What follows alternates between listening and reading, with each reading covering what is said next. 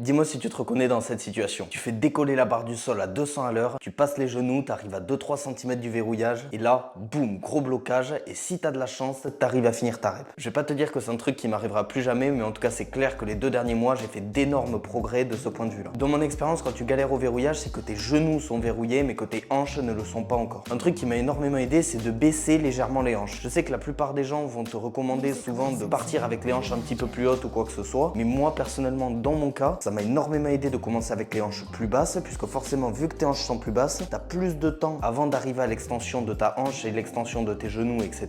Et tu arrives un petit peu à mieux coordonner le mouvement et à verrouiller genoux et hanches plus ou moins en même temps. Maintenant, quand je te dis de commencer avec les hanches basses, c'est important que tu comprennes que du moment où tu as les mains sur la barre, à partir du moment où la barre décolle du sol, tes hanches, quoi qu'il arrive, elles ne doivent pas bouger. C'est-à-dire si tu commences avec les hanches hautes et qu'elles bougent, c'est pas bon. Si tu commences avec les hanches basses et qu'elles bougent, c'est pas bon. Peu importe la position dans laquelle tu vas commencer au niveau de tes hanches, il faut que tes hanches ne bougent pas jusqu'à ce que la barre décolle du sol. Ensuite, on va passer au mouvement que j'ai intégré personnellement pour améliorer mon verrouillage. En vérité, il y en a que deux, le stiff leg et le post deadlift. Pour ce qui est du post deadlift, initialement, j'avais prévu de le poser un petit peu au-dessus des genoux, mais en ce qui me concerne vis-à-vis de mes proportions, etc., je trouve que c'est quelque chose qui est absolument pas naturel et c'est extrêmement compliqué, pas parce que le mouvement est compliqué, mais simplement parce que ça déforme le pattern de mouvement et donc je suis plus du tout spécifique par rapport à mon sumo. Cette variation, en ce qui me concerne, je peux pas en dire suffisamment de bien. Elle est vraiment exceptionnelle, en tout cas en termes de transfert sur le deadlift de base. Je trouve qu'elle est vraiment très efficace, simplement parce que dans mon cas, mon deadlift il tient énormément sur l'explosivité et donc forcément, si tu poses le mouvement en plein milieu, ça t'oblige à repartir avec zéro élan et donc tu travailles vraiment